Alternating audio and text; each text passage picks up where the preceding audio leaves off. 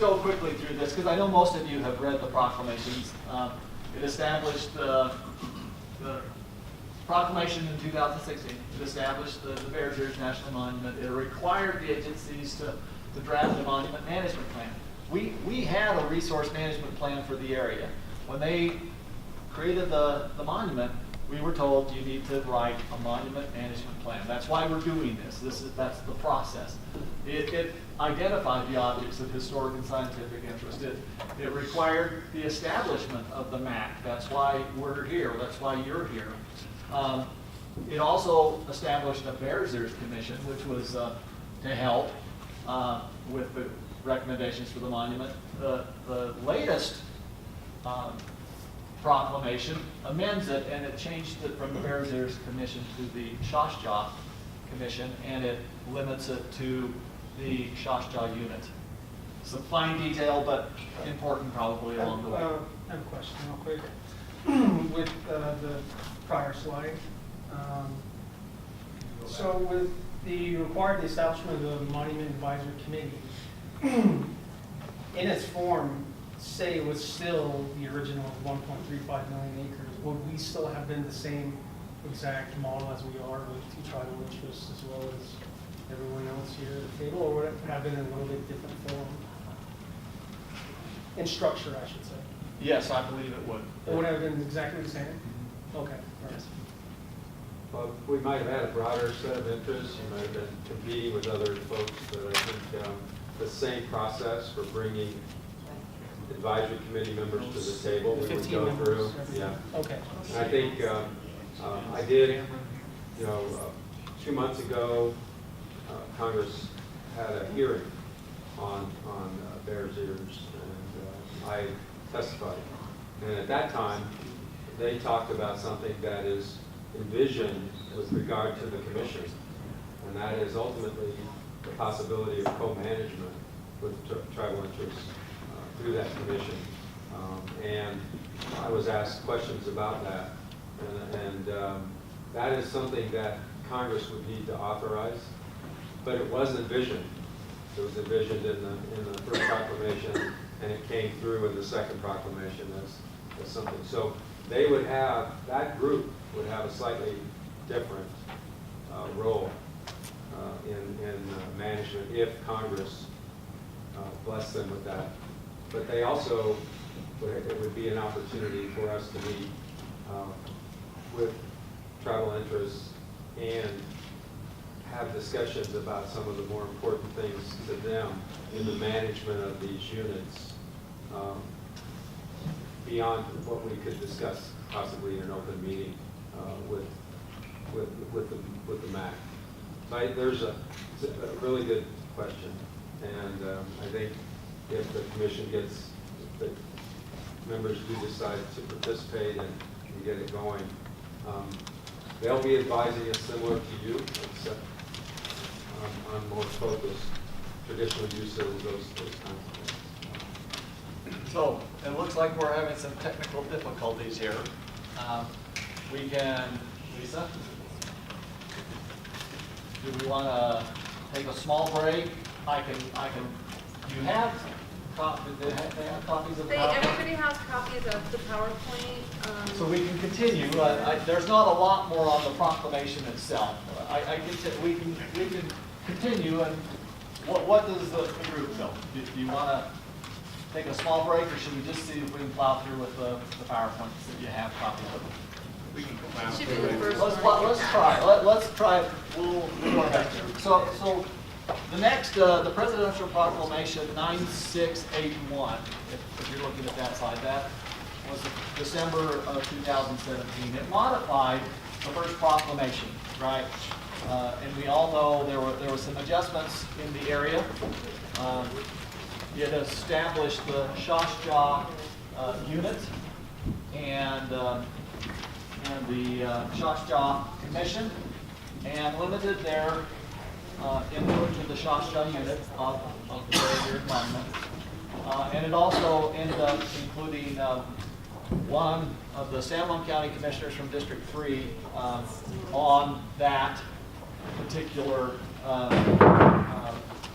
group, right? Clarified some language for livestock grazing, talked about travel planning. We will be doing that, of course.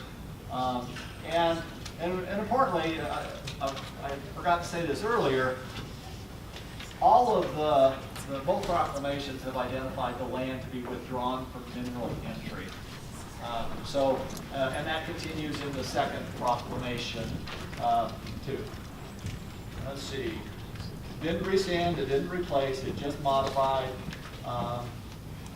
And there are two satellite areas, Moon House and Doll House, that are outside the Shash Jaa unit, physically not contiguous. Yes, Bruce. On the withdrawal of mineral locations and entry, again, subject to valid and existing rights, so if somebody's already there extracting minerals, that'll remain. Yes, and that was in both proclamations, subject to valid existing rights. Pretty common language we use in almost all our planning because we recognize that, people are trying to move forward with surety, right? And if they have an existing right, we don't upset that. Go to participation avenues. So the public has been involved. We've been, we really have tried to engage the public in a lot of different ways. Sorry, I keep talking to your back. I'll go to this side for a minute and talk to their back a little. We had numerous public meetings with cooperating agencies, state and local governments, tribes, and other federal agencies. We've been, as Ed had alluded to, we've been trying to work with the Shash Jaa Commission. We're reaching out individually to those folks. We're doing everything we can to see if we can stand that up. Where that ends is still yet to be seen. And tribal consultation. All of us, all of the agency people have been engaging in different tribal consultation at essentially every level possible. Ed has made efforts to reach out at his level. Lance and Forest Service people have done the same. I have been to certain meetings. We're doing a all hands on deck approach to trying to make sure that we're engaging with the tribes and hearing them. And then of course, you're here now as the Monument Advisory Committee to do that. And you can look, the cooperating agencies, let me see, I've got a list here. They included the State Public Lands Policy Coordination Office, SITLA, San Juan County, City of Monticello, Blanding City, the Pueblo of San Felipe, the Kaibab Band of the Paiute Indians, and the National Forest Service and the National Park Service. So all of those were cooperating agencies. Question. Yes. In either one of the proclamations, was there any talk of co-management of these monuments? It doesn't say co-management. The management of those lands will still be with the agencies. It's the Forest Service and the BLM respectively. BLM will not manage the Forest Service lands. They will still be responsible for that. There's opportunity for a lot of input, and it talks about that in the wording. And I didn't bring my copy up here, but it does talk about engagement with the land management agencies.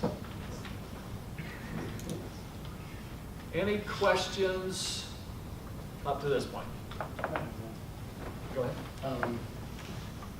Back to the uranium and just mineral extraction.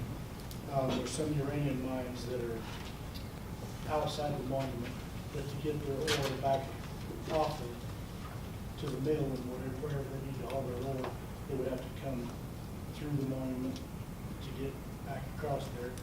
Would the agencies allow minerals to be hauled across the Well, the complicated answer will be, is it a county road? What kind of roads are they, right? I mean, that would be one of the first things. There's nothing in here that would preclude travel for that. Lance or Ed, any thought on, I can't see that it would be stopped by the proclamation itself. It would be something that we would analyze in an environmental assessment, and if they were asking for a right-of-way or something like that. But if it was on established county roads, we would be involved in that. Yeah, we would go through the NEPA process and look at the impacts of them bringing their product across. But we actually have that entity now, and we have approved a mine just outside the monument. And they can travel across through the cone and bring their product to the White Mesa Mill, which is already approved. The agency went through that a year and a half ago. Okay. Approximately. Gordon? Or who, no, Lee, there you are, sorry. Related to the mining question, during the height of the uranium boom, the Atomic Energy Commission, which would now be the Department of Energy, withdrew from mineral entry certain areas on South Elk Ridge, now within the Shash Jaa unit. Are those mineral withdrawals still in place? Do they still hold the lease rights on all of that? Forest Service can probably answer that question.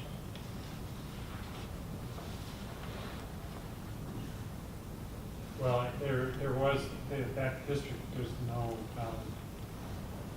existing rights as far as I So they withdrew their withdrawal? I need to check on that, but I'm pretty sure that they're, the Department of Energy, I don't think it may still retain that. Okay. You're thinking on the east side. Okay. Any other questions, thoughts? Did I get close to what we needed to know? You feel comfortable with your role, responsibility?